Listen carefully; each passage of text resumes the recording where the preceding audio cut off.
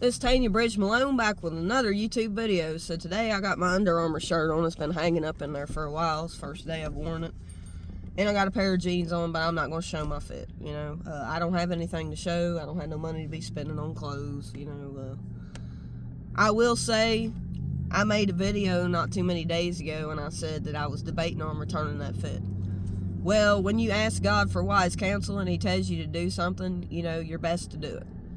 Because if He gives you the answer you don't want to hear, because that's the way it is, sometimes God will give us an answer that we don't want to hear, and then we don't want to do what He tells us to do. So for 2 or 3 days after I got that answer, I thought, man, I really like that fit. I gave $120 for it. I couldn't justify spending that kind of money because I don't have a job right now.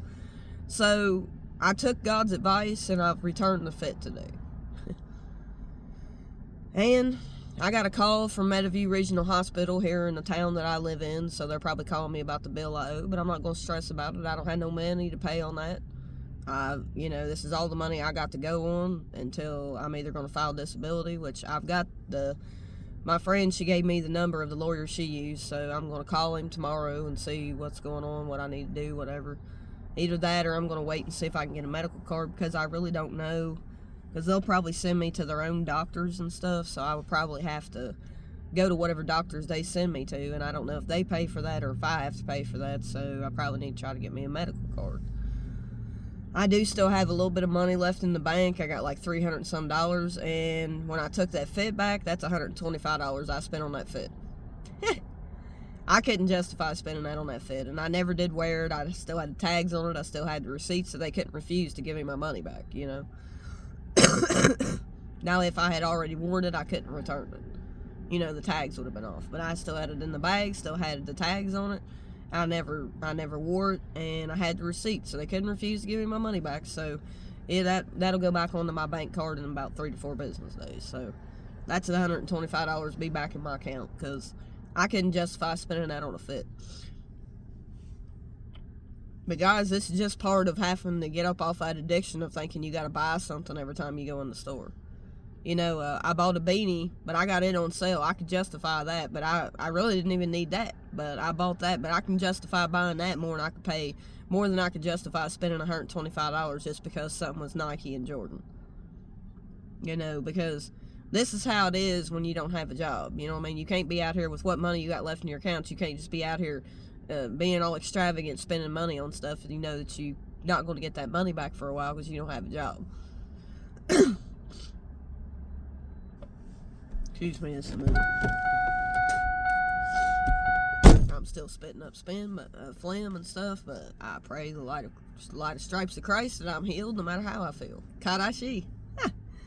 But yeah, I get on here trying to shoot these YouTube videos, and I did stop and get me a coffee and 3 burgers to eat at Burger King. It probably ain't the healthiest thing to eat, but neither is anything you buy in the store that's processed meat or anything else. So it's kind of hard to avoid it all when, not that I really have money to be eating out either, but I can justify getting something to eat more than I can justify spending $125 on something that I don't need. Food is a need. Clothes are not a need if you've got plenty. They're a need if you're homeless, or a need if you really need clothes. That's different.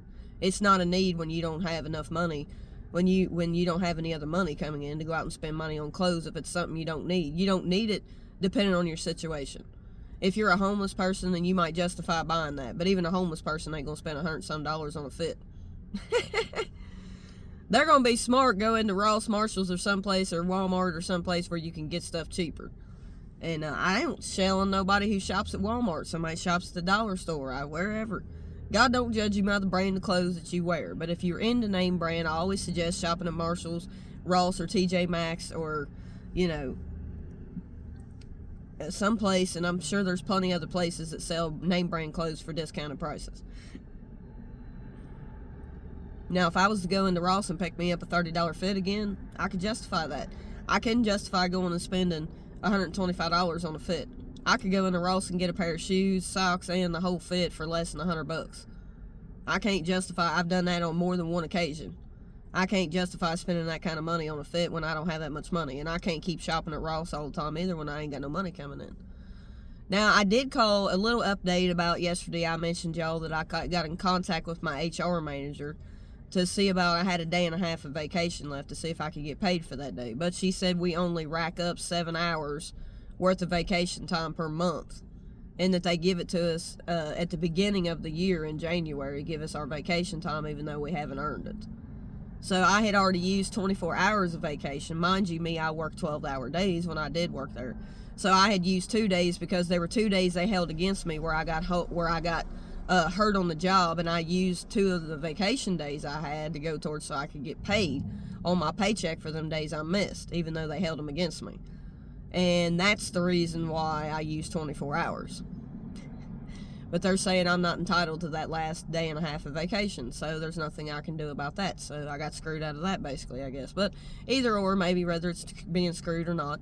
I haven't heard anything from the short-term disability people to see if I'll be eligible to get even a check or not. They have received the paperwork because they sent me an email or sent me a text message yesterday saying that they received the paperwork and they're processing it and will be in touch with me shortly to tell me whether they approved it or they disapproved it. I have a feeling that they're probably going to disapprove it because my doctor never put a return to work date on there. And I don't know what all he put on there. I don't even know if he put me off for the whole time I was off work, because one thing he did say, he limited me on what I could lift, but I really don't know. But I never planned on going back to that job. So when I seen him on the 13th of this month, which has been probably almost 2 weeks ago, probably a week and a half, and he asked me he said, well, are you planning on returning to work? Or are you planning on, I said, I just want to get some physical therapy in. I said, because I don't plan on going back to that job hurting myself again. I said, that ain't good for me to do. And he said, well, I don't blame you for not wanting to return to a job if you keep hurting yourself. He said, that's probably a smart move to do.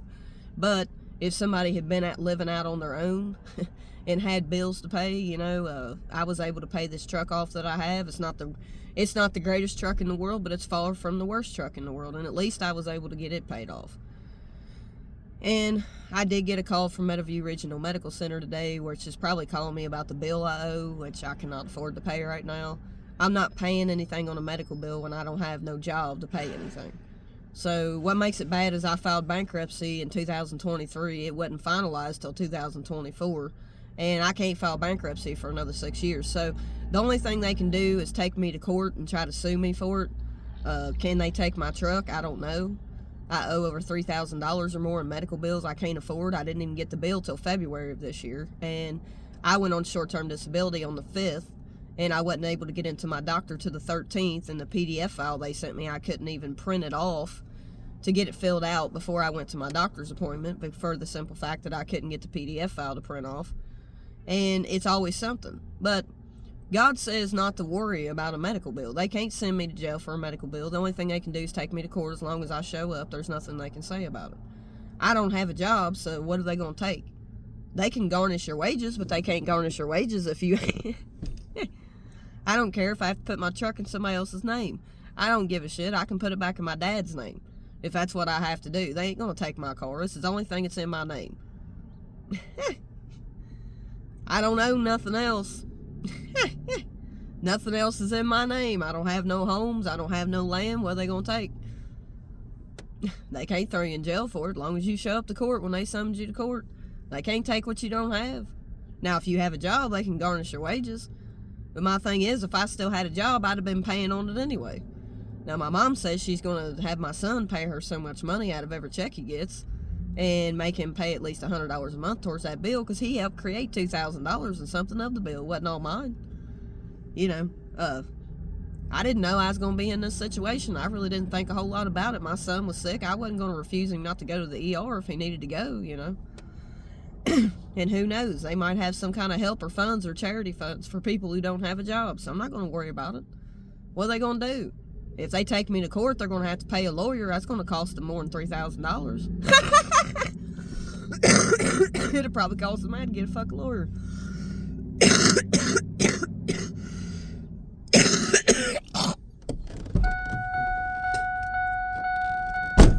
I ain't going to worry about it.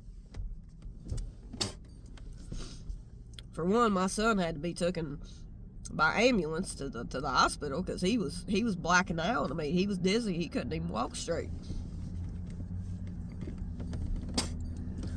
Just all things we have to deal with, but there's no point in me stressing myself out and getting down in a mental episode or something happened to me to where I'm depressed. I don't need to make myself depressed over a fucking $3,000 medical bill.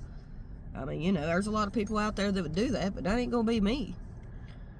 You know, I've been through financial strain before and it drove me to depression. It ain't worth me worrying about because there ain't nothing I can do about it. But it's easier said than done for people, but I'm not wishing death over my life. God is the light of my life, and he'll guide me through. They ain't gonna send me to jail over no damn medical bill if I ain't got no job due to no fault of my own. You can't pay what you ain't got. And if you ain't got no job, they can't garnish your wages. And if I file disability, they ain't gonna get a dime. Because you can't have a job when you file disability, so...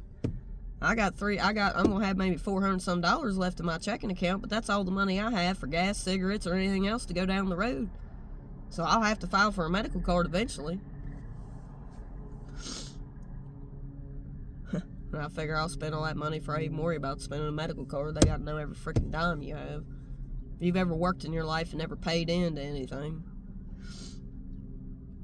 But yeah, just on here speaking the real, you know. Ain't no point in being upset about nothing.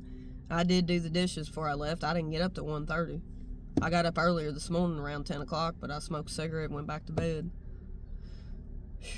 But yeah, it is what it is, y'all. But I'm always here to do a YouTube video, whether some days I may post 2, some days I post 1. It'd be nice to be able to make some money off this YouTube platform, you know what I mean? But so far that ain't happening, but I don't know that I want to make money at it or not, you know what I mean? I don't know, decisions in my life sometimes are hard to make, but when you come up against a brick wall and there ain't nothing else you can do but just let the bills go. Like I said, I just filed bankruptcy last year, so it ain't like I can file bankruptcy on medical card, on freaking medical bills. I mean, it is what it is. I can't help whatever I owe. I can't afford to pay it. It just is what it is. And even if I did pay something on it for a month out of a paycheck or 2, it wouldn't even have paid half off of what I owed, so it don't make no difference. They'll lower the freaking payment on it. Because there's probably some kind of help out there. But I haven't checked into it. I'm not. They'll probably call me back again. I ain't gonna worry about it. I'll just tell them I ain't got a job right now. I'm fixing to file disability. You know what I mean? So, if I file disability, I ain't gonna have, there ain't gonna be no money coming in to pay no medical bill.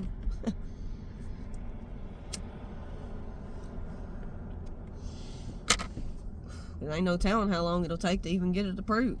Or whether it'll even get approved. I don't know. But one thing I do know, I know people that's gotten, they've gotten freaking disability. I got people in my family that's drawing disability right now. I won't give their names out, but there's people drawing disability for their health issues and mental issues. But I'm not mentioning nobody's names because I don't put people's names out there like that. You know what I mean? They don't want their business out there like that. I can talk about it without mentioning names. And name dropping ain't good to do, no way. I mean, that's what they do in secular artists, dropping names. And even some people that profess to be Christian rappers or love the Lord, and they're name dropping. I ain't name dropping.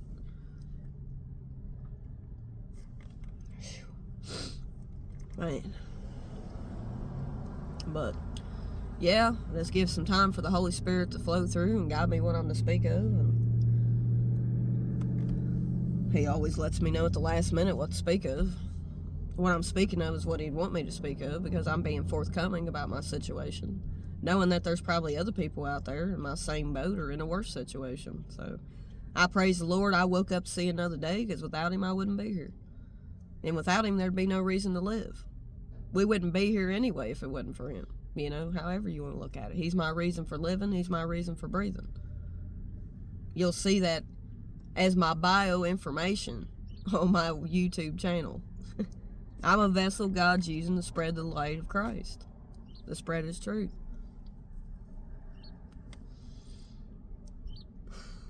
And yes, in light of everything, it is stressful, but there's people going through more stressful issues. I could have been out there with a house payment, a car payment that I owed the bank. I've been there. I was there last year. I know what it's like. I know what it's like to lose everything to a mania episode. Something that I could not control. And I felt so bad for having to file bankruptcy, but the thing of it is, y'all, there's people out here filing bankruptcy that don't suffer with any mental issues. I know people within my family and everything else who have filed bankruptcy due to know it had nothing to do with the mental issue. It had everything to do with they just didn't manage their money or they got down on bad times. I don't judge them for it. Anybody gets it. There's a lot of people been in situations where they had to file bankruptcy.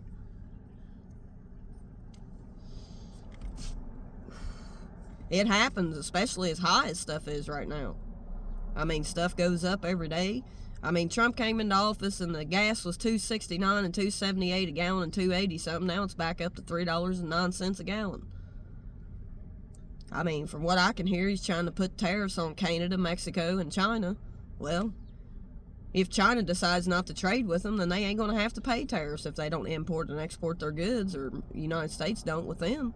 There ain't going to be no tariffs. But how long are them countries going to last is my question. How long are them countries going to last not doing any business with the U.S.? How's that going to affect the poor over here in the States? How is everything going to work out? I don't know. Has it even passed? Because that's my question. Has it even passed? I mean, Trump's going on about how he's wanting to do away with taxes, but has that even passed the Congress? I don't think it has. But I don't know. I don't keep up with all the news, really, because I never know what's true and what's a lie. But either or, I don't worry about it because I don't put my faith in political figures or political views. I put my faith in Christ. He's the real review. He's the real revenue. He's the real avenue to pursue. Karashie! How you think I rhyme like I do, y'all? It comes from the light of Christ. Guided in the Holy Spirit by the light of Christ is why I write what I write. And I'm not sitting here. That's just like the other day, I was talking to a family member. I ain't gonna mention what relation they are to me because I don't throw names. And so I'm forthcoming. But we were sitting down having a conversation because somebody turned on the radio. I was listening to a song, and it was by Cher. I can't remember what the name of the song was, but I'd heard it millions of times, and I used to have the CD when I was younger. And, I liked other music besides just rap, but rap was my favorite. My favorite genre of music. Although I don't listen to secular artists anymore, I only listen to Christian artists. And I do listen to some artists that are not Christian, but they speak of mental illness in their music. So, and mostly I just listen to beats most of the time I'm only listening to beats. And this song came on, and I told Mom, I said, those lyrics really, a lot of people, when it comes to music, a lot of people can relate to lyrics and music if they have been through a heartbreak in their life or anything. And, and I always liked that song by Cher, and I can't remember what the title of the song was. But I would know it if I heard it, just like I did the other day. And I said something, and I was like, I don't know, either or. And Mom's like, well, some of that older music's better to listen to than some of the newer music, which I kind of agreed, But that's not the case for all, But one thing I will say is, you know what I mean? I really like the song. There's a lot of other artists out there I like,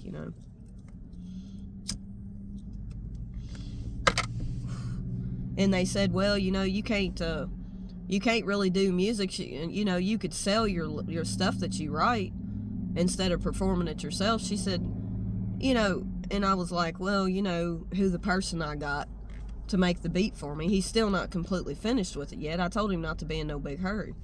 And she said, well, if you can't stay on the beat, she said, then you ain't gonna make no, everything negative they would say to me. But, my thing is, I do struggle with staying on beat. But there's a lot of beats that I listen to all my life that I could freestyle over any beat that any secular artist has made because I've listened to it for years. I've heard the beat, it's in my head, it ain't went away. But my thing is, I want a beat that is not the same as everybody else's. So, I do struggle to stay on beat. I don't lie about that. I don't lie. I'm not perfect at anything. God didn't make... we're not perfect.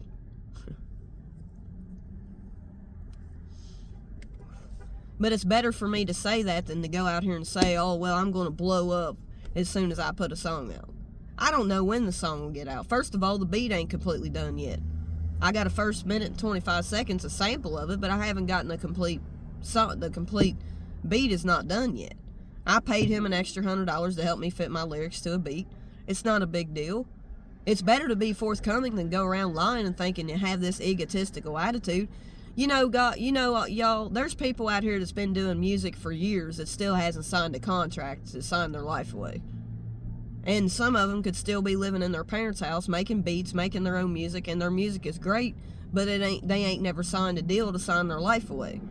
That don't mean they're not making enough money, but you don't start out making a bunch of money when you first do music. When you first start out, you have to work from the bottom up. I mean, nothing comes easy in this life, as y'all well know. And I don't sit on this channel and claim to be the greatest rapper alive. I'm not.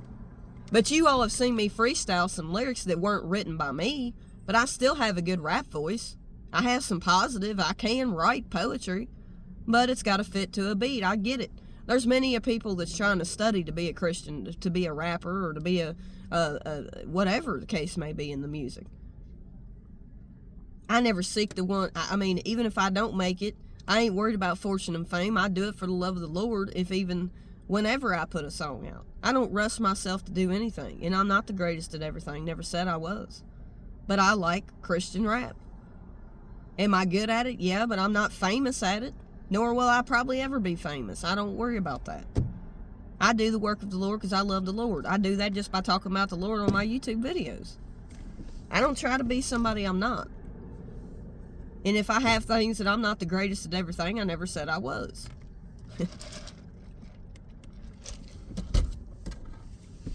There's many of people out here who don't know how to make beats. I'm one of them. And there's many of artists who never made a beat in their life. But there's a lot of artists who do. Who want to learn the craft. I do too. But right now I don't have the money to pay somebody to help teach me. I'll have to just watch YouTube tutorials. And I still need a doll. But my thing is, with all the money I got left, it's not a lot of money that I have left, but do I want to spend money on a doll or go with one that's free? I don't know. There's a lot of decisions I have to make, and it's not easy for me to make decisions sometimes. But if I wanted a doll, I had to get rid of that fit and take it back and get my money back. I couldn't keep spending money on stuff I didn't need. The clothes don't make you who you are. Name brand does not come above the Lord. It should never come above the Lord. Clothes are just clothes. When you die and pass on, you ain't taking none of that with you. Your money you ain't taking with you. Your clothes you ain't taking with you. You ain't taking none of that, just your soul. You know what I mean? So it doesn't matter about all these material things that people try to impress people by how they dress. I dress because I like to dress the way I dress. I ain't trying to impress nobody. I just like to wear fly fits. That's it. But that don't mean that should be my whole, what I spend my last dollar on when I don't have no other money coming in. That's not smart to do. So I did what the Lord told me to do and returned the fit and got my $125 back. I could not justify spending $125 on a pair of shorts and a shirt when I have no other money coming in. I could not justify that. That was a want, it was not a need. And there's a lot of times in life when you're low on money, you have to, even if you have bills to pay and you currently have a job, sometimes you have to choose between paying a medical bill and putting food on the table for your child. Sometimes you may have to choose between paying them some kind of a bill that you can't afford to pay because you got to pay your utilities. Sometimes you may not be able to go spend $200 at the store. You may have to spend $75 or $80. So you got to watch what you spend. You have to watch because you have other bills you have to pay in the month, right? Especially for us single people out here. A single man or a single woman. Or a single parent. Because a lot of people base everything off of 2 incomes. And if you're a single person, you only have 1 income. Unless you're working 2 or 3 jobs. And I've seen a lot of people do that just to pay the bills. Because let's think about it. There's not a lot of, where I live at, there ain't a lot of rich people, I can tell you that. There's probably some that have money, but there's not as many as what you'd find in a bigger city. You know what I mean? Because if you ain't born into money, unless you, become a great entrepreneur, not saying that it can't happen. But nobody starts at the top. They work from the bottom and work their way up. You know what I mean? That's what God says. When you become an entrepreneur, evidently this is what God wants me to speak of. If you become an entrepreneur, which you are working for yourself, and if you're doing the work of the Lord, you're working for the Lord. He's your boss. He's your high and mighty boss. See, God guides me what to speak of in the middle of an episode. I'm almost 25 minutes into this video. All my videos are long, most majority of them. But I notice a lot of my short videos get more views. But it's true. Maybe God wants me to speak to the people who's trying to pursue entrepreneurship. If you're trying to be an entrepreneur, God said he's all for it. Only thing about being an entrepreneur, though, you have to look at the fact that you have to take out private insurance if you need insurance. And that costs a lot of money. That's expensive. That can be really expensive.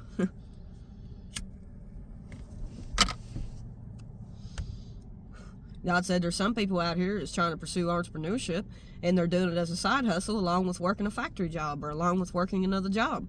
They may be an engineer. They may be a factory worker, working in manufacturing. They might be a welder.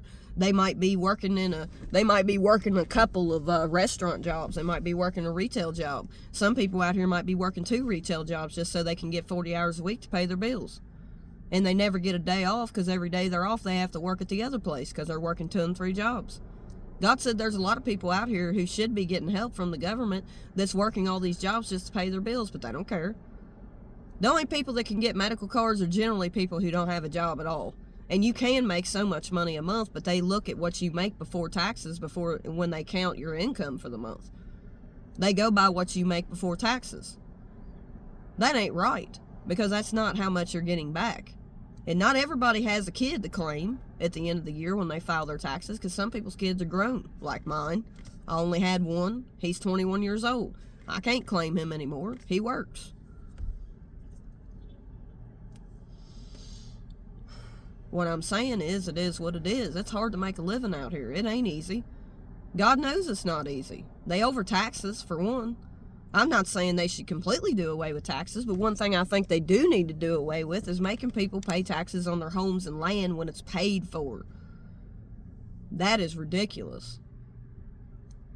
That I don't agree with. That's one thing I think they should do away with. And I don't think it's right that they go by people's income when they're seeking to get food stamps or seeking to get help with a medical card, especially if they're working a job where they're not offered any insurance, because most people working part-time are not offered insurance. And there is a rarity, there is some places that may offer insurance, but it's probably not something you could afford. It depends on how much it costs. When you're only getting 20 or 25 hours a week, can you afford to take out insurance out of your check? Especially if you got bills to pay. You got people out here as waitresses working. One of the hardest jobs there is to work is a waitress, putting on a smiling face even though people are derogatory and demeaning to you. And a lot of people can't afford to leave a tip when they go out here because it depends on how much money they're making. They may not make enough to be able to leave a $20 or $30 tip every time they go to the restaurant. Most people do well if they afford the food. I'm just saying. This is stuff that a lot of people ain't talking about. There's probably some that are, but let's talk about the lower paying jobs.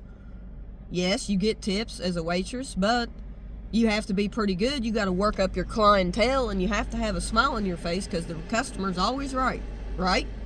Whether you work in retail, if you work with public, the customer is always right.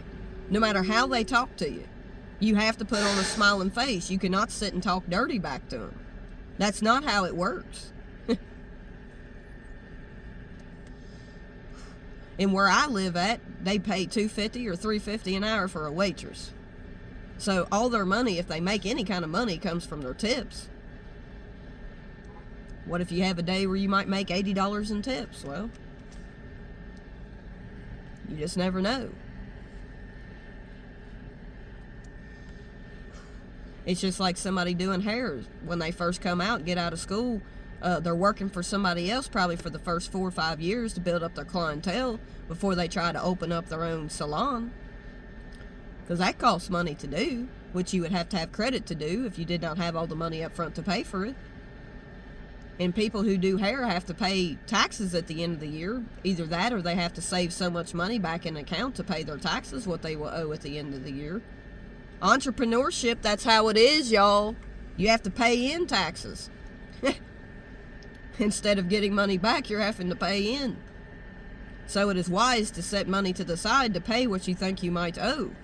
Because when you're an entrepreneur, they do not take out taxes. You're not working for somebody else. You're working for yourself and the Lord.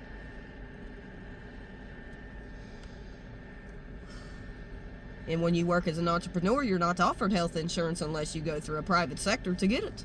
And that costs double the money. And it might be better insurance, maybe. When you go to the hospital or have to get anything done, it may cover a lot of the cost. But some of these private sectors could cost you $1,000 a month. That's expensive. So if, say, you had private insurance and you were an entrepreneur and you had, and it probably is, it could be very good insurance. But you figure, $1,000 a month in 12 months, that's $12,000 in a year, just on health insurance. And I'm not trying to deter people from pursuing an entrepreneurship type of job if you're good at what you do. I'm just saying, if you want insurance, you're going to pay more money.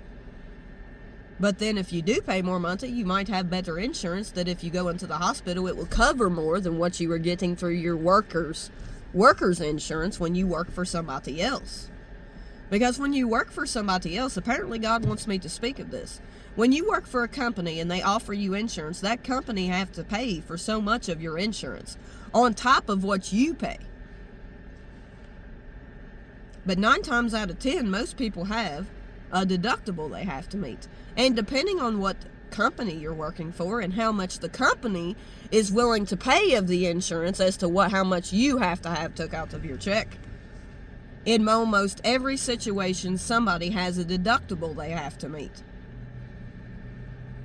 In a lot of insurances, I have never had insurance until I worked at Serpentine St. Cobain, that you didn't have a copay when you went to the psychiatrist or a counselor.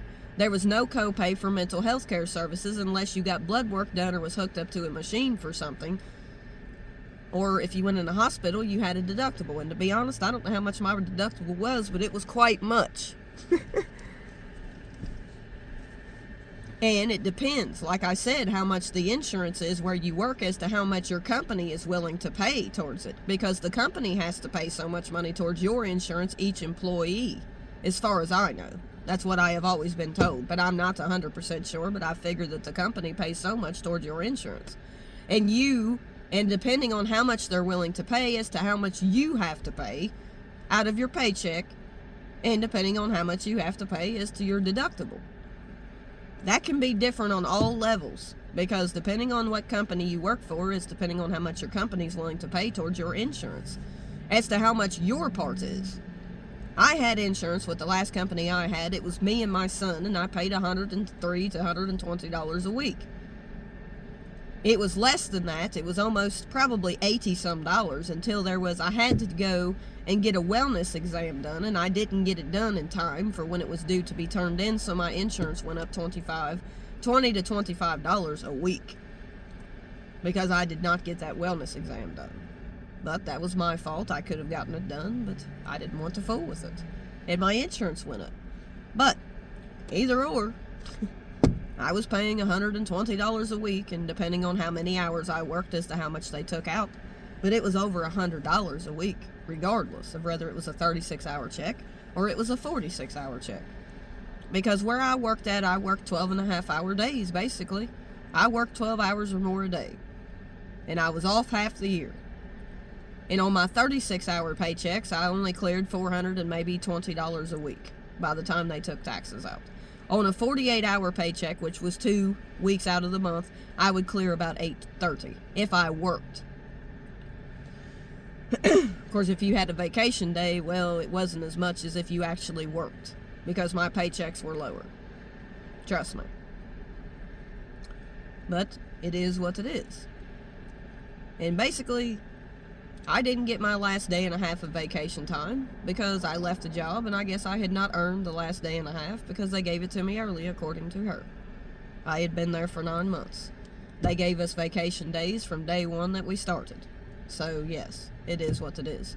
You only accumulate 7 hours per each month you work, she said, so I was not entitled to any pay for that last day and a half because I had left, I guess. And I had already used 24 hours, which was 2 days, and I only had 3.5 days of vacation to begin with. And I had 2 floating holidays, but in order to get paid for that, you would have to work the day before and the day after to get holiday pay. And it had to be approved through your supervisor that you were actually have the day scheduled off. You could not just call into that place if you were sick and didn't feel good and ask for, you could get your vacation day, they would approve it for you to get paid, but you still got the day held against you unless you had a doctor's note specificating that you went to the doctor and that you had a doctor's note showing why you were off, then they would excuse it. But as you all well know, in my situation, when I had a workers' comp case going on, they held those 2 days against me that I missed. The last, I had 5.75 incidents. God wants me to speak this. And 3 days and 25 and a quarter of a day was counted against me for leaving early. But it was pretty much counted, it was pretty much counted as a whole day. If you leave before 1 o'clock, it's counted as a whole day, basically, I guess. And one day, my truck would not start, so they wanted to get an attitude with me when I first worked there, and people did not want to train me. I was not going to put up with that shit. You know what I mean? I was not going to stay there and listen to that crap. So I left. And people quit talking to me that way, because I was not going to let people walk all over me. So I had accumulated 3 days for that matter. In a quarter of an incident I accumulated, because one morning my truck would not start. I stopped at the gas station. I got up, was prepared to go to work, stopped at the gas station to get cigarettes, came back out to my truck, and it would not start. So, luckily, my dad had a vacation day that day, so I could use his vehicle to drive to work. I was an hour late. They gave me a quarter of an incident.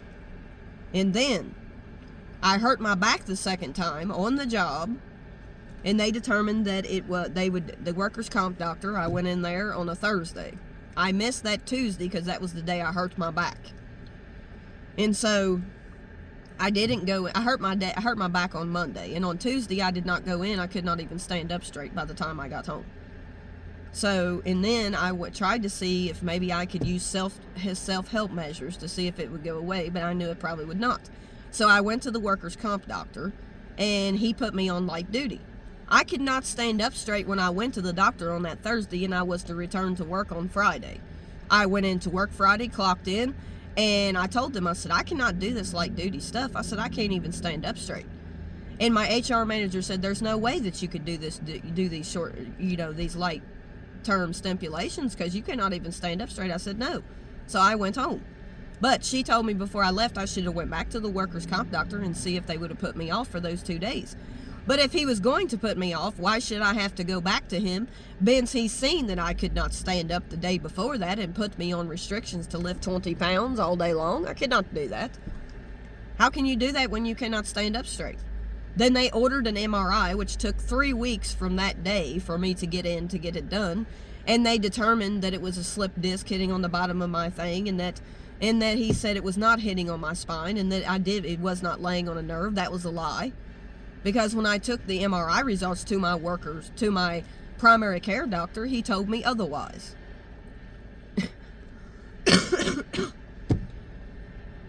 Was it Ben's the workers' comp doctor closed out the case and deemed it prior existing? I had to get short-term disability. So I signed up for it and they sent me home. That another day I went back in. When I went in on that Friday, I said, there's no way I can do this. I cannot stand up straight for 12 and a half hours. They have put me back to full duty. I cannot do that. I wasn't down in the back at that time when I told them. I wasn't down as far as not being able to stand up straight after I went back to the doctor and he put me back to full duty. Let's get that straight. And then I figured, well, if this is the case, I'm not going back to full duty. So the only choice I had after talking to my supervisor and 3 different HR managers, 3 different HR people, they told me that I could apply for short-term disability. So I went home and I applied and had me a doctor's appointment already from where I got seen by my primary care doctor and gave him the MRI results. It took probably a week and a half for the doctor's nurse to get back with me to tell me their results of the MRI test results, and told me that I had a disc sitting on my lower spine and that it was more than likely on a nerve. So, it is what it is. So, when I went to the doctor on the 13th, I had already had a doctor's appointment set up for the 13th. He wanted to see me again in 2 weeks, so that was that. And he did tell me he wanted a copy of the MRI results, and I did drop by the doctor's office and drop them off. The very same day that I came back from getting the MRI done. So, I was all over the place trying to go find this place at the MRI place the day I was supposed to go. I got up really early to try to get there. It took me almost 2 hours to find the place because I had never been there before. It was in Cincinnati. So, it is what it is. I'm always by myself to do things with God guiding me by my side. So, by His side I remain. And I have been through a lot trying to fight. And my dad said, well, you should fight the workers' comp claim. I said, well, the only way I could do that is to get a lawyer. And if I have to do that, I might as well just file for disability and quit the job and be done with it. There's no point in me fighting them over something that I may not win. And even if I did, it could have took years to fight that workers' comp case. And you would have to go, it would not be worth it. It would just not be worth it to me. So regardless of whether it was prior existing or what the case may be, if either or, I had no way of knowing. So it does not matter. My primary care doctor told me there was no way to determine whether that was prior existing or if it happened on the job by the MRI results. And what the MRI results that my workers' comp doctor gave me, the results on his end, was not the same as my primary care doctor. They were all a bunch of assholes with the workers' comp claim. It was all a bunch of bullshit.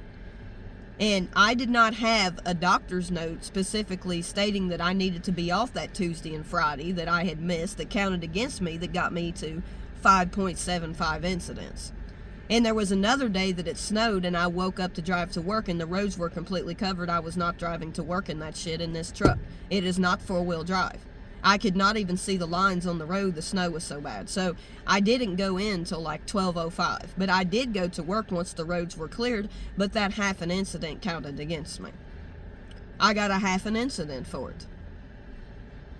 So therefore, that made me, since they counted them 2 days on that Tuesday, I got hurt on Monday, stayed the whole day on Tuesday. I did not come in because by the time I got home, when I got out of the truck, I could not even stand up straight. So I missed on a Tuesday. I was scheduled off that next Wednesday and Thursday. I was just returned to work Friday. I went to the doctor, workers' comp doctor, on a Thursday. I was out the gas to drive clear to Erlanger, Kentucky to go see the workers' comp doctor. And he put me on light duty, seeing that I could not stand up straight. I'm telling you, workers' comp, if you ever file it, is not for you. They are for the company, 9 times out of 10. And they will do anything to deem it prior existing, so it does not matter. I could have gotten a lawyer and fought it, but what good would it have done me? It might have took 4 or 5 years to settle the claim if I was to win at all. And so I don't worry about it, I just let it go. I'm not for suing people, so I did not worry about it. So, that is my story. And I'm sticking to it. And now I'm in the situation where I left a job. I don't know if I will get a short-term disability check or not. I'm not going to worry about it. I don't look for it to happen, but if it does, that's fine. If it does not, well, I will move on with my life. Life does not stop because I don't have a job. Life does not stop because I cannot pay a medical bill. Life does not stop for nobody. So I live my day, each day to the fullest, and do what I can do. I live in the present time. I don't try to live in the past. I cannot go back and change anything. They held them 2 days against me on that Tuesday and Friday because the workers' comp doctor was not willing to put me off any days. I did not ask him to put me off any days because it was clear as the nose on your face that when I went to see him on that Thursday, which was I was scheduled off that day, and I went back into work the next day because he put me on light duty. But he said I could lift, tug, and pull 10 to 20 pounds all day long. I could not do that. I couldn't even stand up straight. Even the HR manager could see that. But my mom said, well, maybe if you go into work, maybe they will find something something lighter for you to do. I said, no, 9 times out of 10, they're going to send me home. And I had to go to my primary care doctor to fill out paperwork to put me on lighter duty, saying that I could not do that light duty. So that's what I did. But unless the workers' comp doctor was going to put me off on that Tuesday and Friday, which he did not plan on doing, what was the point in going back to him if he seen I could not stand up straight when I seen him the day before I went back into work and he put me on that light duty I could not do?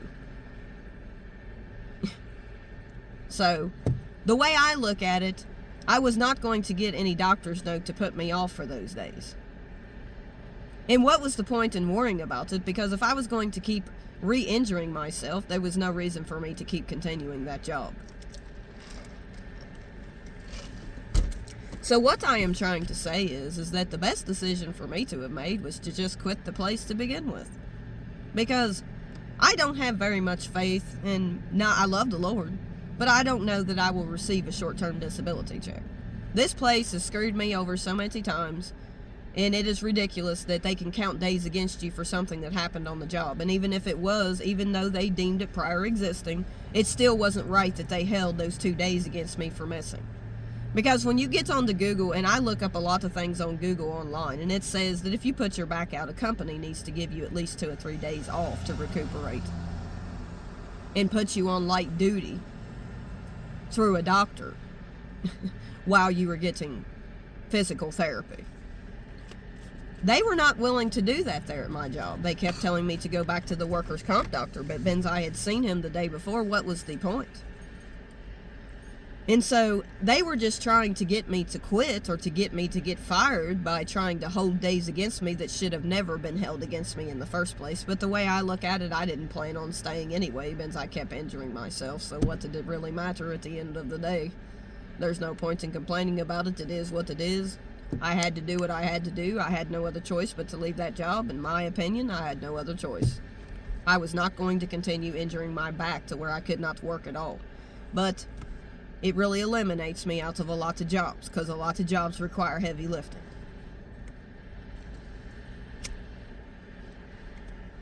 But I will not hold myself down in bondage. I will not hold myself down because I did what I had to do. With my back wise, I had to make a decision that I didn't want to make, but I had to do it what was best for me. And sometimes in life we have to do what we have to do.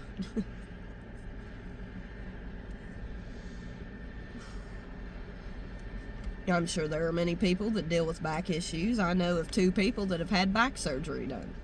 But right now, I cannot afford to get that done because I do not have insurance.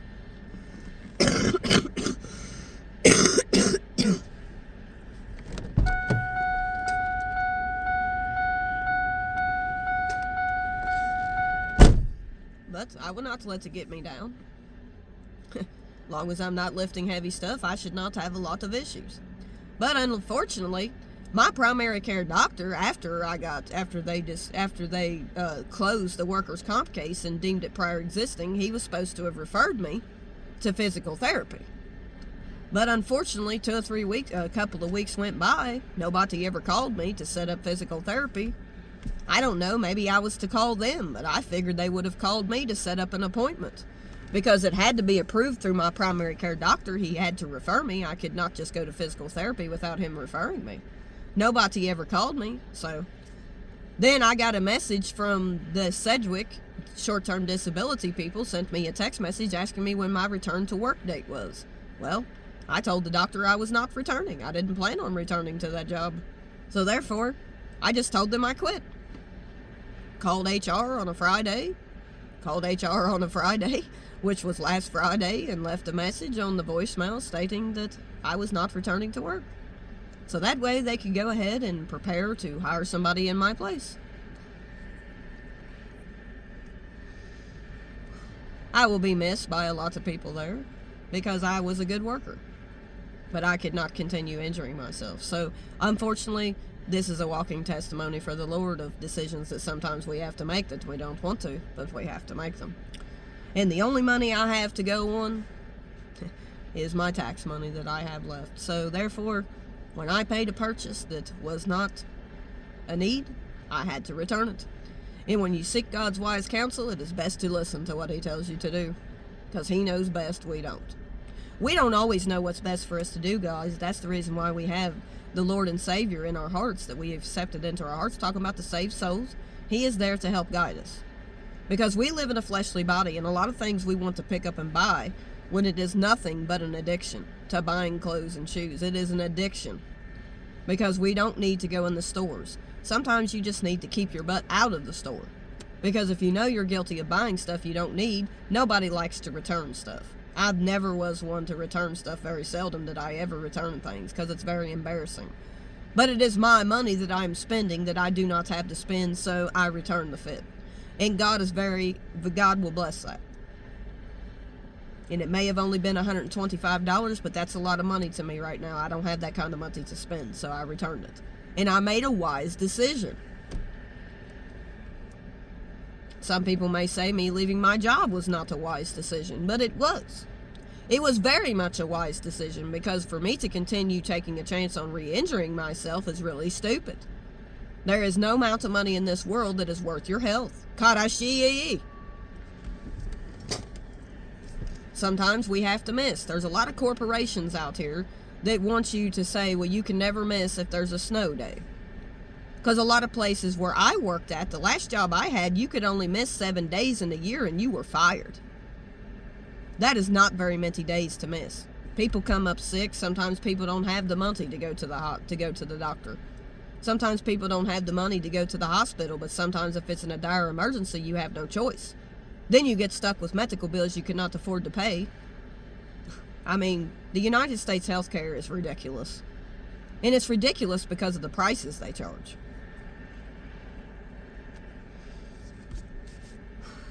It does not cost them $800 or $900 to deliver somebody to the hospital when you only live 2 miles away. That's crazy. And I don't know how much it was for that haul, but it was not cheap. But what I am telling you is, if you do not have money to go to the hospital, then don't go unless you absolutely have to, because it is dire. It is a lot of money. It is not cheap to have an ambulance take you to the hospital. And I would say it's 10 times higher in the city if you live in a city. I live in a smaller town. But either way, it's not cheap.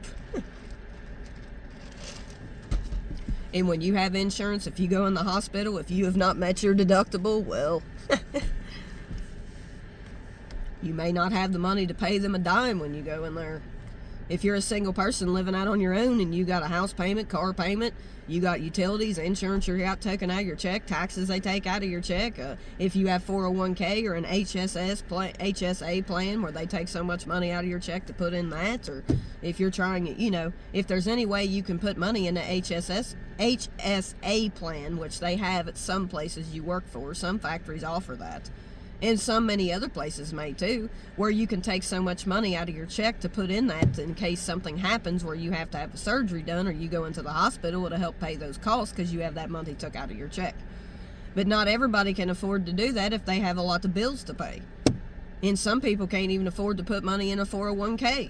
But it is very wise that you do, even if you put 2% in it, to help you live off of when you get older.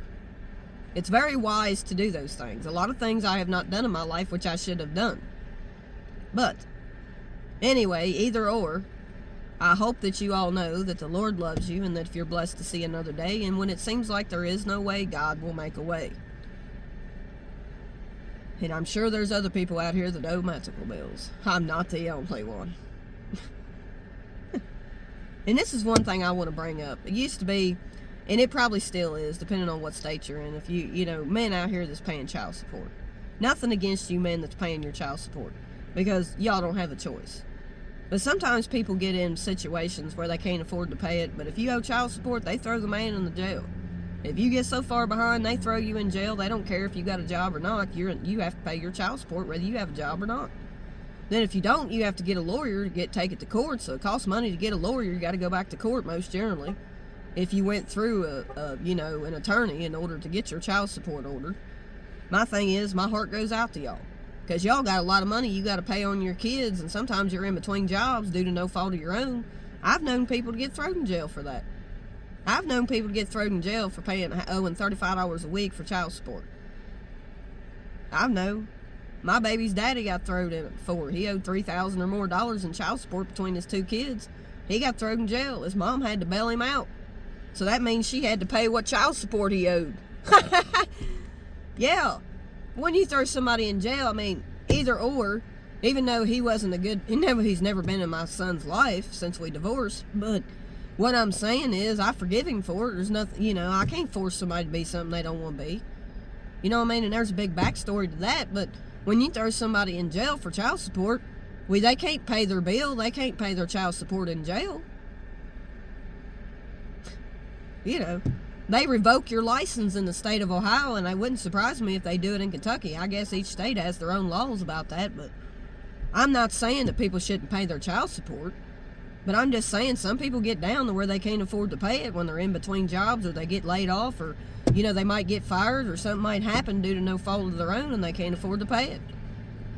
That makes it hard for the mothers, but should they get put in jail for it? I think that's stupid. That really is, because that just defeats the purpose of somebody being... If you throw them in jail, they ain't going to be able to pay their child support. If you take their license away from them, they can't even get to work. How they going to get to work? They're going to have to depend on somebody else to take them. Things happen, y'all. I'm not saying there's not some deadbeat dads out here, but I'm not trying to beat men down. And yes, there is men who don't pay their child support, and they have money coming in, but they ain't paying it. But you know, my baby's daddy, he only had to pay $35 a week. But he owed child support on another child, but for like the last 3 years, 2 to 3 years, he was paying child support on Sean, if not more than that. He didn't have, you know, his daughter's like 6 or 7 years older than my son. So he didn't have to pay no more child support on her when she turned 18 because she didn't go to college. So what I'm saying is, yeah, he should have been paying his child support. Yeah, but at the same time, throwing somebody in jail and revoking their license and then throwing them in jail because they got a warrant out for your arrest because you ain't paid your child support once you get so far behind. But one thing I will say is, it is what it is. I never was able to buy Sean a lot off what he gave anyway because it's only $35 a week. And there was a lot of times where it went months that I didn't get paid no money. But what I'm saying is, you can't justify throwing somebody in jail for child support and expect you revoke their license for one, to where they can't even get to work if they even had a job. So they lose their job and you throw them in jail. I'm not saying there's not some deadbeat dads out here that don't support their kids or see their kids. What I'm telling you is, you know, the government's fucked up. Excuse my language, but it's just messed up. The laws, I mean, you're going to throw somebody in jail for $3,000 or $4,000 worth of child support. You know what I mean? I don't really necessarily agree with that, because you took their license away. Now they can't even get to work. Then you throw them in jail so they have no way of paying it. And I'm not saying there's some people that don't need to be thrown in jail if they're just provokingly not trying to work, not trying to support their kid in any way, shape, or form, and they don't see their child. But I'm just saying, really, it deters the purpose. If you think about it, if they take their license away from them, then if they did have a job, they wouldn't have no way of getting there. Then if you put them in jail, they have no way of making any money to pay it. So they got to depend on somebody to bail them out of jail and pay what child support they owe in order for them to get out of jail. That don't make sense at all. That don't make sense at all. It don't. And I'm not trying to justify anybody out here not paying their child support. But it ain't right to take their license and then expect them to pay their child support and they have no way to get to work.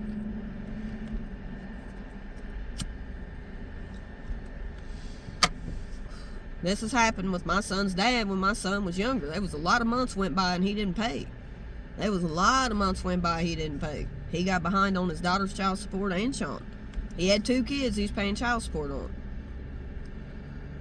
And I figured when he quit paying child support on his daughter, when she became of age, when he no longer had to pay on her, that they would up the child support they was paying my son. But that didn't never happen. That didn't never happen.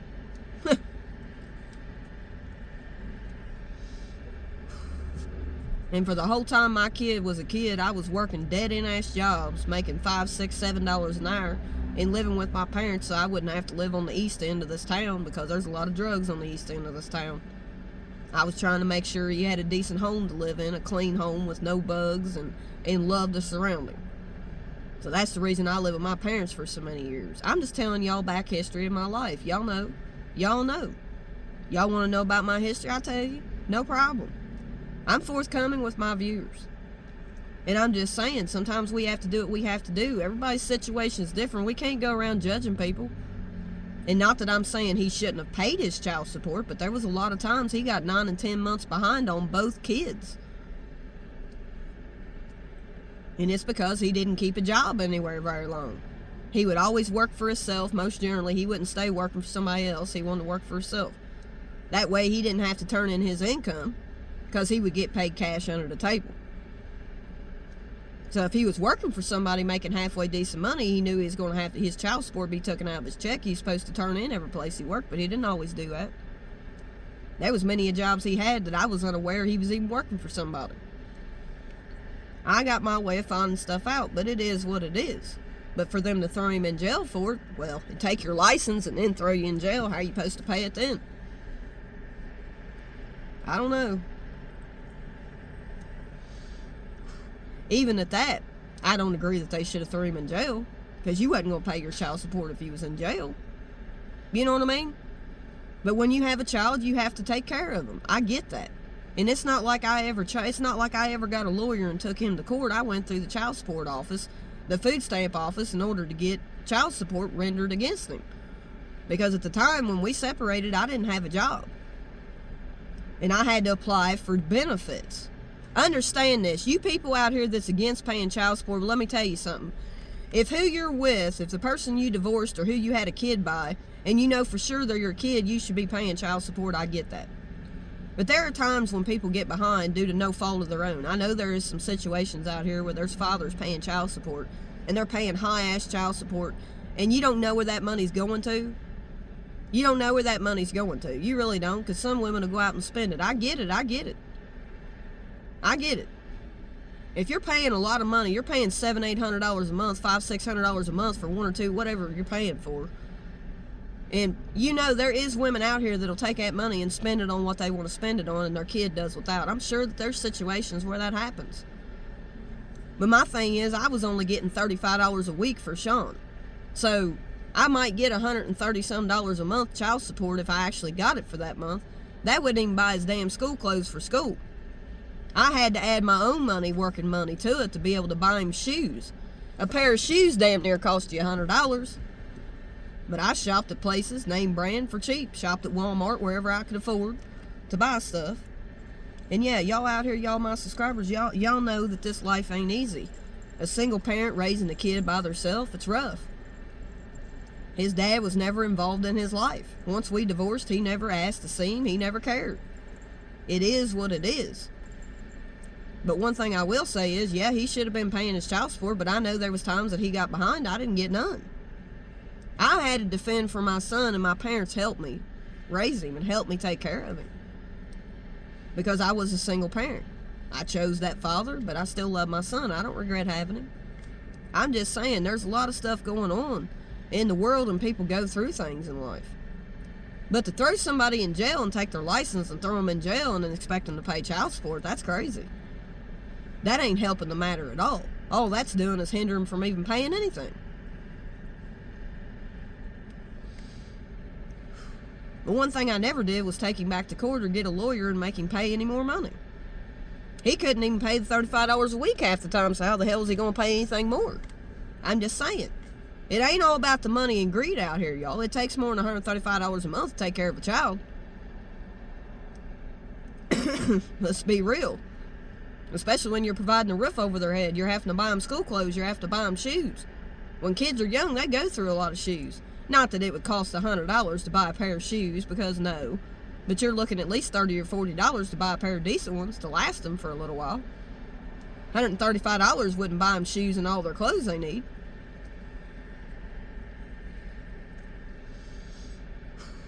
But when kids are growing and they're young and everything, they grow out of clothes. They're still growing. So even if you might buy clothes at the beginning of the year, by Christmas you may have to buy a whole new wardrobe for Christmas just so they have some clothes to wear to school. You know what I mean? When they're growing. Now when they get older, they've got their full growth. They know what they wear. They ain't going up and down in sizes like they would as they're growing up. But my thing is, people don't understand when they want to just throw people in jail and take their license away from them. That ain't right. I don't agree with that at all. I just don't know who passed that law, but I do not agree with that at all. And each state may be different. I don't know when it comes to that, when it comes to child support laws. If somebody don't have a job, you know what I mean, you got to pay your child support. If you get so far behind, they're going to take your license and throw you in jail, depending on what state you live in. And that might be all states. I don't know. But to take somebody's license away from them and they can't even get to work, that ain't very smart. How you supposed to pay it if you do that? But the best thing to do is, if you don't want no kids, don't be out here sleeping around with people without protection or using some kind of, you're better off to wait till marriage to have sex, and you ain't out here creating children you can't take care of. That is very, very, very seriously need to be taken. God wants you to stay celibate until marriage. And that is the honest truth, y'all. Y'all don't need to be out here sleeping around with people and stuff. And I'm just saying, I don't regret having my son. I was pregnant before I ever got married. And it just, you got to make wise choices. You may want to have a kid, but the way you want to have a kid, and there's women out here laying down trying to force somebody to have a kid. You should not be having sex without using a condom, whether you're on birth control or not, because birth control ain't always 100% guaranteed. You always want to use a condom, and I will say I have had sex all my life before being married and doing stuff I shouldn't have done, but I'm staying celibate. I ain't even with nobody. I ain't looking for a man. I'm not out here on a desperate search trying to find one, and I'm not telling anybody not to look for a man, but let the Lord lead you in who you're to be with. And second of all, being celibate, a lot of people look at that like that's stupid, and it ain't stupid. You out here creating kids you can't afford to take care of, and the man sometimes just walks away like it's nothing. Because I've seen it happen. It happened with my son. We were married. We got divorced within 2 years. Separated 9 to 10 months before I even filed for divorce. And then come on now. Y'all got to look at decisions that you're making. I don't regret having my child. I love my son to death, but the best thing to do is stay celibate until you're married, until you meet the right one, and let God lead you to the right one. But unfortunately, we live in fleshly bodies, and we battle the flesh. But one thing's the best thing to do is seek wise counsel before you just make decisions in life. This is what it has taught me all my life, making these mistakes. Not that I dwell in them, but I look at them as life lessons taught. And people will make mistakes, and God don't hate you if you made a mistake. But what it is best to seek Him for wise counsel before you make such hasty decisions in your life. Then you suffer you deal with those lifelong. For the simple fact that if you have a child at an early age, you're stuck taking care of it by yourself. And some women out here are out here having kids, not using contraception, not caring, just so they can have a child, thinking it's going to make that man stay. It ain't going to make that man stay. It's going to drive him further away. He's not ready for a child. You don't need to lay down and have kids with people unmarried. I'm not demonetizing anybody for it. I'm not throwing no shade at you because I've done it myself. Don't have kids when you ain't married. And make sure whoever you choose to be with in your marriage is somebody that the Lord wants you to be with. Seek Him in wise counsel. I always speak this. Making wise decisions is very good in your life because it can keep you from stressing over it the rest of your life. God doesn't want you basking in your past mistakes. He loves you regardless of what you've done. He doesn't want you to lay in your past mistakes, but you also need to realize when you have made those mistakes in your life to learn from them, learn the lesson from it. What was the lesson of what you went through? Because if you keep making the same mistakes, you're going to keep paying the price as far as what to render this decision that you made. You want to make wise decisions. Making wise decisions will keep you from suffering some things you dealt with in your life because of the decision that you made. But you cannot bask in it. But the best thing to do is to learn from that mistake. Learn not to keep continuing to have sex with men without condoms. It's not just about creating a child, which you do not need to bring into this world. I'm not telling you to go out and get an abortion. If you have a child, you should have the child. But you should not continue laying down having sex with men who have not made a commitment to you. They are not married to you. They have not given you a ring. Even if they give you an engagement ring, don't lay down creating kids. Use contraceptives. And by all means, stay celibate until marriage. People don't want to do this because we battle the flesh, but many mistakes that we have made, we deal with the rest of our lives. It is not a mistake to have a child. It is not, regardless. But God would rather you be married when you have a child. And many of us cannot say that, neither can I. I am not pointing the finger at you to blame you for everything. I am not nitpicking people. I'm just trying to teach you the true way. Is to stay celibate until marriage. And if you are not picking the right men and you are picking toxic men, you need to stay away from toxic men. You need to seek the Lord for wise counsel. He will guide you who to be with. Sometimes the answers that we get from God we don't want to hear because a lot of people, like we say, the old saying goes, people don't want to hear the truth. But when God guides you, you're best to listen to Him. Not do what your fleshly body wants you to do, but do what the Lord's guided you to do. If you asked for his guidance, you should do what he tells you to do. Otherwise, what was the point in asking if you were just going to make your own decisions without referring to him first? That's just like that outfit. I have to learn to take correction from the Lord. I have to learn to take correction from the Lord. And in order, when you have accepted Christ into your hearts, you have to learn to take correction from the Lord. A lot of people are not seeking his counsel. They are not seeking wise counsel, and their decision-making skills are not good. And they need to seek the Lord for what they are to do instead of just making harsh decisions without thinking, without talking to the Lord about what you are to do. I did what the Lord wanted me to do, to return that outfit. It was common sense for me to return it and to have never bought it. I don't have any other money coming in right now because I do not have a job. And I do not need to be spending money on things I do not need. So it was wise for me to return it. It was not wise of me to buy it. Karashi! It was not. I cannot justify it. So when you come across things and you think you want to lay down and sleep with somebody who has not even made a commitment to you, and you think sleeping with that man is going to make him commit to you, it is not. If you think having a child is going to make that man love you more, it is not. If nothing else, it's going to push him away. Lack of respect for you, lack of respect for himself. If he has not morals, values, and integrity, and does not love the Lord and has not accepted the Lord into his heart, how can he lead in a relationship? God says a man is to be the leader of the house. He's supposed to be the leader. How can he be the leader if he does not love Christ first? It says the husband should love thy wife like Christ loved the church. Are you searching out Christian-like men who are living their life for him?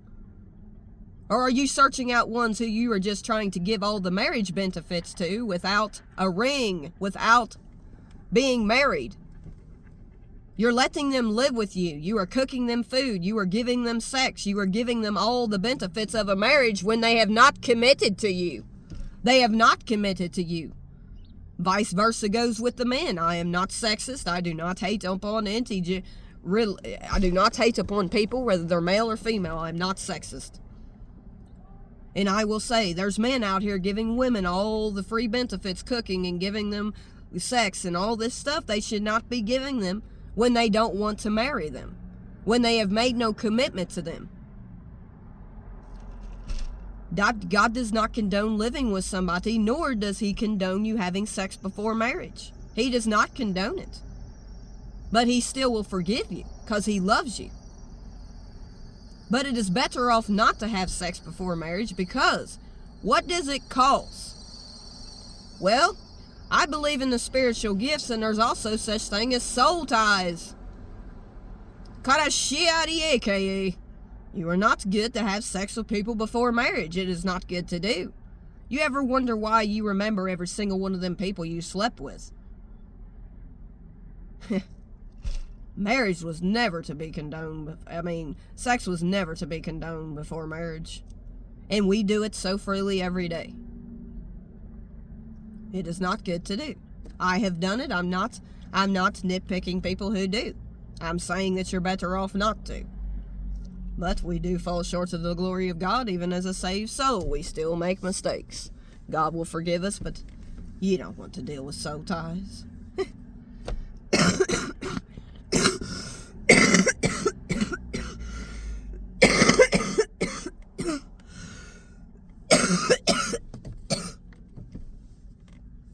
You're better off not doing it. Having sex before marriage is not good. It is not.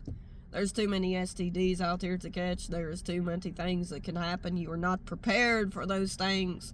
God says you're not prepared for those things. But if you have a child and get pregnant before marriage, you should not abort the baby. Ishia, there are many other options. Do not abort the baby. It is what it is. But we have to learn to make wise decisions. In all this talk I had to get God's word out there. This is truth. We have to learn from our mistakes. We have to learn. At some point in life, you have to learn. And a lot of times we have to learn the hard way. I'm not telling you to bask in your mistakes. I'm not telling you to sit and I'm not telling you to do that. You have to forgive yourself. That is one thing that is hard for us to do when we make mistakes. We think, well, God don't love us. Yes, God loves us. But He wants us to seek wise counsel before we make decisions that can affect the rest of our lives. Do not bask in your past mistakes. I'm not nitpicking you. I'm telling you what I have dealt with in my life and what I am trying to make changes within my life. The best decision to make is to not have sex before marriage. There's too many things that can happen. It's not wise to do. I have done it all my life. I'm not sitting here saying that I have not done it, because I am not. I fall short of the glory of God. I'm not perfect. I'm not perfect by no means. And I'm not trying to nitpick anybody. I'm just telling you that you need to make wise decisions in your life. God did not say this Christian walk was easy. He wants you to do what is right, not what is wrong. Because if you love the Lord, you would want to be obedient to Him and go to Him for direction. Guidance and direction is what He gives you, but you first must ask what decision you should make. Make God a part of your life. Make Him a part of your life by seeking Him wise counsel before you go making such hasty decisions that you know is not best for you to do. It is not best to keep continuing to make harsh decisions that you know is not good for you to do. Making decisions based off your lustful desires, your pornography. Some out here are prostituting. Some people are on here on a gram putting their whole bodies out there. God does not want you to do that. He does not hate you. He does not judge you. But He wants you to make better decisions. Better decisions. Better decision-making skills. You would never find me on here name-dropping. I'm just saying all this stuff is going on within the world. God does not condone it. He does not want you to continue doing that stuff. Just like me, but He's not going to hate you or turn you away. He loves you. He wants you to seek His wise counsel before you make decisions. Because sometimes we don't always make the best decisions. I've been known to do that myself all my life. So don't think that I'm condemning you. I am not. I'm just telling you what's the best thing to do is to seek God's wise counsel before you make a decision. And that is the best thing to do. So until next time, if there's anybody out there who's not accepted Christ into their life, I want to take this time to ask if you would ask Jesus Christ into your heart. If you are truly sorry of your sins, and you believe that Jesus died on the cross and arose from the tomb 3 days later, then you are saved. Then go find a non-religion church who speaks of the spiritual gifts of dreaming dreams, seeing visions, speaking in tongues, which is God's holy language, and interpretations of tongues, and then get baptized. But remember, baptism is not the true way to salvation. Accepting Christ into your heart is the true way to salvation. So until next time, peace, love, and y'all be blessed.